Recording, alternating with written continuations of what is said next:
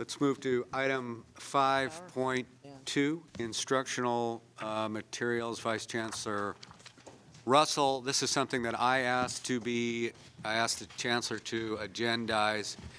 I shared with you the communication the Chancellor and I received from Senator Steinberg on this issue, and our letter of response. I wanted Vice Chancellor Russell to explain to the board, where we are going, going forward, and provide an opportunity for the board to chime in. I think this is an issue that will be with us for a while. Furthermore, I think it's an issue that we, quite frankly, need to take some leadership on. And this is actually something that is within our regulations, and something that we both have the authority and opportunity to improve. And I want to make sure the board takes part in that. So, Vice Chancellor. Thank you, President Himmelstein. This is a great opportunity for me to come in front of you and answer any of the questions that you have. We've provided a great deal of information in the board packet. The letter from Senator Steinberg, the Chancellor's response, as well as a Q&A list that was developed based on many of the questions that were coming up. But to just step back a minute to give you just a little bit of the background of this issue, because there have been some misinformation and innuendo kind of going around this, and just to be very clear about the purpose of the task force and so forth. This originated back in July when a series of articles in the San Francisco Chronicle came out, and as happens, the Chancellor's Office does monitor those sorts of communications across the state. So this one came up, and we were reading it and noticed the article and the claims that were made. And at a cabinet meeting, the Chancellor asked the staff to look into that issue, just based on what was written in the news article, to see if there was something that needed to be investigated, if there was something further that needed to be done. So to accomplish that, we pulled together a small group of people representing faculty, administrators at campuses, a lot of the Chancellor's Office staff, and we came together at the Chancellor's Office to just discuss the issue, to kind of learn from the field what is taking place, what is the normal use of these sorts of materials. And it is specifically looking at the purchase of materials by students that are required to complete a class. And we have the student fee handbook, which provides guidance for colleges on proper fees that are charged in addition to the tuition fee, health fee, all those sorts of parking fees, all those sorts of fees that can be charged. The student fee handbook provides the guidance for those, all those sorts of charges. There are just two specific sections in that guidebook that respond directly to materials fees. And so we use those as a guidance. Even though this is not a fee charged by the campus, it is a required textbook, required material, required something that the faculty member, and it does drill down to the specific class and section where that decision is made. The faculty member of that class and section makes the decision about what is most important for the success of that student. They've determined what materials are needed for that student to be successful. And in most cases, it ends up being a textbook. In some cases, it might be goggles for a chemistry lab for safety purposes. It could be photographic paper if you're taking a photo class. And in some cases, those fees are can be high. I mean, the cost can be, sorry, I try to catch myself because it's not a fee. It's an additional cost to the student, required cost, a textbook. Some of those things can be high, and to do that, it is recommended, and most colleges that I know follow this practice. In fact, there are some federal guidelines that are out there to encourage colleges to do this, is to actually publish in the schedule of classes to inform students as best they can about those additional costs that are needed for a class when the student is making a decision about whether to take the class or not, so that they know ahead of time that these costs are in place. And in fact, in this specific example at Foothill College, the class was a math class, an online class, totally online class. The only time, as is the practice of Foothill College, the only time that the students came to campus was to take the exams. Foothill has that practice in their online classes that, and it's one way, not to get off the subject, one way that they authenticate that the student is the student taking the classes. They have to come to campus to take their exams. So this is a totally online class. The instructor determined that for this online math class, that the best way for students to be successful was to purchase this My Math Lab online access. So students are identified 3 ways at Foothill of that requirement. It's in the schedule.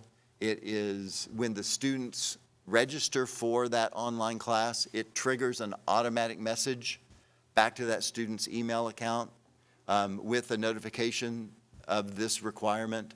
And then when the student signs on to the class syllabus also identifies that they need to have this resource.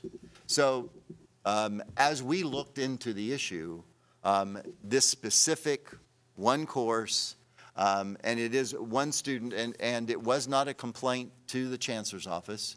It was just a report in a news article that we followed up, and we determined that that faculty member, Foothill College, was within their policy limits of establishing that requirement for students, that they had followed what we considered to be a good practice and everything else to make sure that that was done correctly. We left the meeting, we felt like we had solved the issue, but more articles kept coming, and in some ways the information was not necessarily as accurate as could be, and causing more alarm in the legislature with several legislators, the Legislative Analyst's Office. We spent some time having meetings, discussing the issue, and communicating with them on a regular basis. In fact, at the Chancellor's Office and in discussions, it really was determined that there may be more questions that need to be answered, and possibly some regulation, policy, or statute changes that might need to occur. Because the issue is really that the language currently uses the term tangible as that the fee can be, or cost can be associated to something tangible. And in this day and age, when most of these resources are in the cloud someplace, what does tangible really mean anymore? Is an app on your iPhone, is it tangible? And how long do you have access for that use is another question that I think is something that varies from resource to resource. So to that end, we are developing another task force that will build on the work that we had with the first task force, and it will meet, I don't know how many times, but a few times to look at this issue, possibly come up with some changes in regulation, some suggested changes, which the Chancellor's staff will take back, work, and if there is something that needs to be changed, obviously we'll bring back to the Board of Governors. And in the normal route, that would be a first and second reading to allow for public comment as well for any sort of change that is suggested. Thank you, Member Hawkins. But first, I think the bottom line to me is I think all of this is moving very, very fast. And as the Vice Chancellor said, our regulations and policies are not keeping pace. And so it's an opportunity for us to relook at that, catch up, make any regulatory changes that we have authority to do so. But furthermore, it's really an opportunity also to possibly influence legislation on the issue where we need to. I think it's very, very important as this field grows, and I think this is something we need to be very, very responsive to. And to that end, Vice Chancellor, I would like to appoint 1 or 2 members of this board to that task force. I mean, this speaks directly to our regulations. So I would be interested in hearing from board members who would have an interest in that. I would suspect there would be 2 or 3 meetings, whatever it would. I think this rises to the level of board involvement. So I throw that out there, and please let me know if you're interested. With that, Member Hawkins. Thank you, President Hamilton. Thank you, Vice Chancellor Russell. You did answer some of my questions about reviewing this as the board going through a review process. Also, the future task force. Seeing how classified representation was left off of the initial task force, I would like to suggest that they be there, and by that, I would like to be on the task force, President Hamilton. Okay. Member Baum. Again, I want to say, first and foremost, our principle is we don't want to charge students any more than we have to. We know that the economic pressures facing all students. But we also want to make sure the classes offer effective instruction. And it's really, we look to the instructors to provide that instruction and use the tools effectively. So I'm looking forward to, I appreciate the briefing because it did answer a lot of questions that I felt we were only getting partial information. But at the same time, as long as we go through, we stick to our 2 original principles, quality instruction, and then also mindful of the impacts on students, I think we're in the right direction. So I look forward to hearing what the task force recommends. Good. Member Malamud. As a member of the Student Affairs Committee, the Student Senate did mention that I think there was 1 student on that quickly formed task force, and they felt strongly that at least 2 students should be on it because it's a subject that affects them so strongly. So I was also wondering if Michelle is interested. I'm just mentioning it. That sounds like a good idea. Member Davis-Lyman. Thank you. I think there is an error on the designation for one of the people on the task force. Mary Turner is a vice president of instruction, not a faculty member. Thank you. Let me ask Chancellor or Vice Chancellor, are you open to adding another student to your? Yes, sir. The committee is still being formed, so Very good. it's a great time to do that. Okay, I'll leave that to you.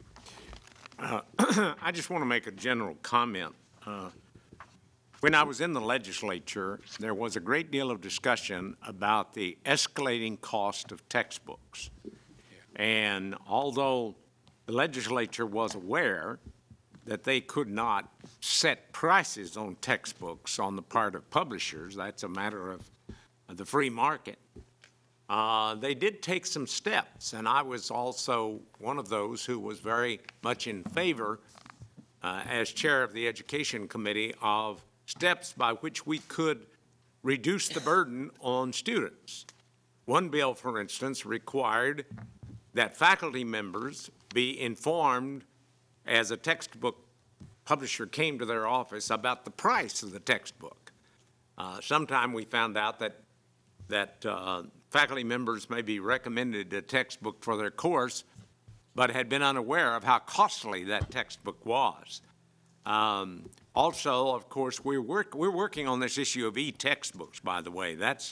And Foothill College has been a leader in that. I know Martha Cantor was involved in that, and Hal Plotkin, who was a board member at Foothill De Anza and now is a part of the Department of Education, had a work on that. They've been a little slowed on it because of the fact that it is costly to do these things. But I think this is a real breakthrough in terms of what is going to be happening, and that is e-textbooks can be considerably less expensive than the printed textbook. And in some cases, there's movements, for instance, to take materials that no longer have a copyright on them and allow a faculty member to put these materials together, and these could be available on one's computer at a very low price, perhaps in a few cases at no cost at all.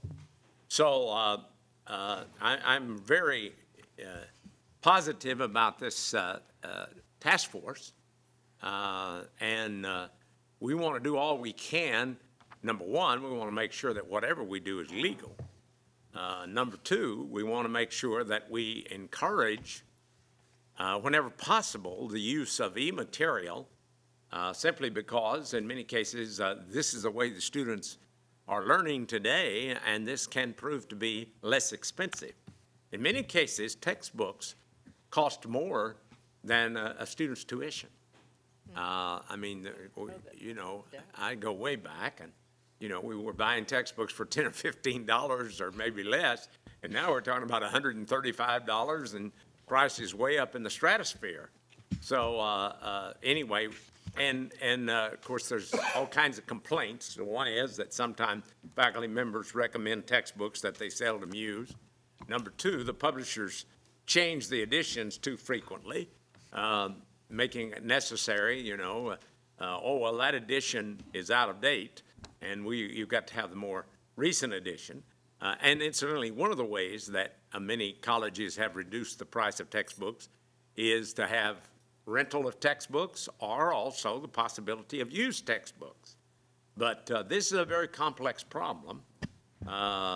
We don't want to infringe on faculty rights, because faculty members know better than anyone else what textbook fits their particular course.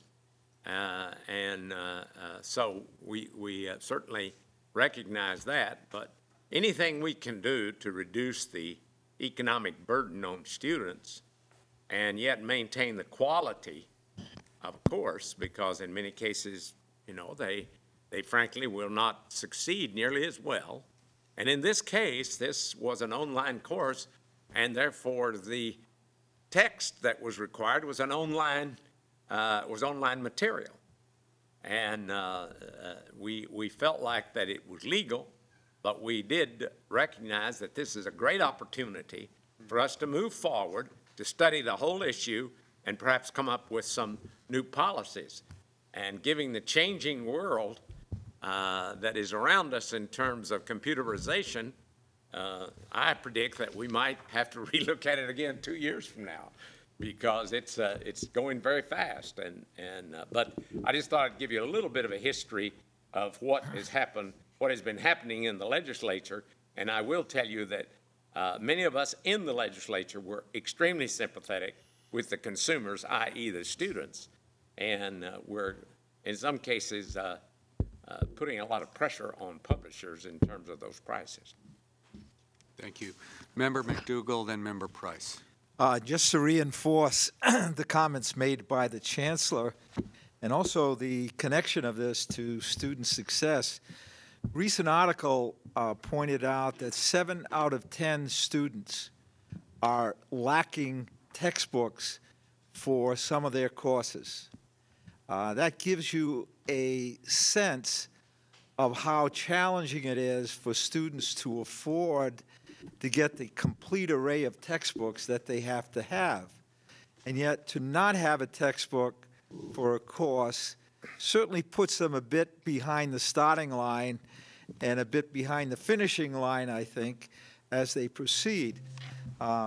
So to follow up on what the Chancellor said, I did not read into this, Vice Chancellor Russell, that this was going to extend into textbooks. It seemed to be connected to material fees, but if the perspective becomes larger and includes textbooks, I think it is pretty much an imperative that some managers of bookstores be involved in the study group to get their points of view on it. So, Member Price.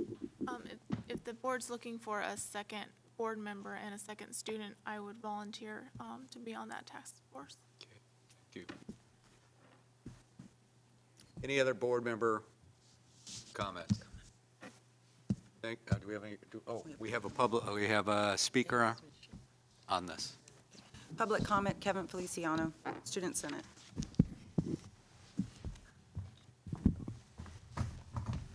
Thank you. If you haven't noticed, I like to talk a lot.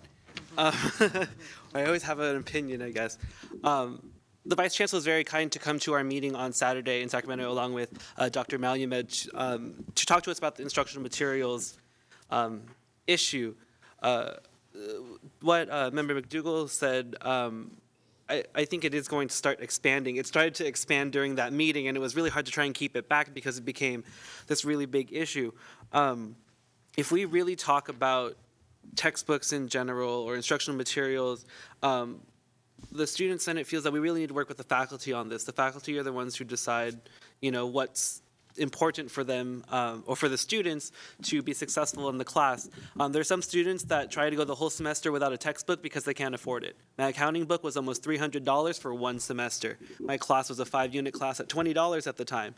So almost $450 just for that class. So with that said, we would love to have more students on the task force. We will fill every seat you give us. We definitely want to be involved this year. This is definitely a hot topic issue that we've had as students. Obviously, everything else is going up. Anything we can help keep down, the better.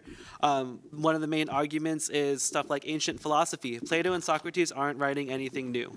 You can change the order in which, they come in the book and charge us a ton, then that's, I guess, the publisher's prerogative. But there's stuff like that that hasn't changed in quite literally thousands of years that we feel don't need a new edition. Math is not changing for the most part. 1 + 1 is still 2, no matter how you write it. Well, unless you're a pure mathematician, then it's something different. But there's issues like that that we as a Student Senate are eager to address. I think it's time that we start looking at this again. I can tell you personally, I will never buy an e-textbook. I like to write in it. I like to keep it, especially as an accounting major. I like it for a reference. Something that's going to expire a year from now is not really interesting to me. It's half the price, yes, but 3 years from now when I need it to take my CPA, I've got nothing, and I end up buying another book. So definitely we'll have this conversation with the Academic Senate because I think it's an important topic to them as well. Correct me if I'm wrong. But we would love to work with whoever will listen to us on this issue. And so we'd like to thank the Vice Chancellor for extending the opportunity to the students. Thank you. Thank you. Vice Chancellor, we'll leave it to you. I think you hear the board's sentiment, though, that we certainly would like to see student participation. We would also like to see Board of Governors participation as well, and I'll leave it to you to take it forward. I have a quick question. Member Malumed. Is a task force noticed to the public and open to the public to attend? Steve, I'll turn that to you. The task force is not a body like the Board of Governors or like a local Board of Trustees that is subject to the Brown Act or the Bagley-Keene Act. It is more like many of our working groups at the Chancellor's office, where they are really not truly public meetings, we often don't exclude people if they show up, but the general sense is that it's intended to be a meeting for the people who are invited.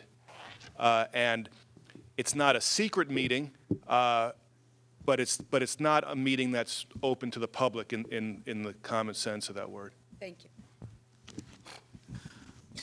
Okay.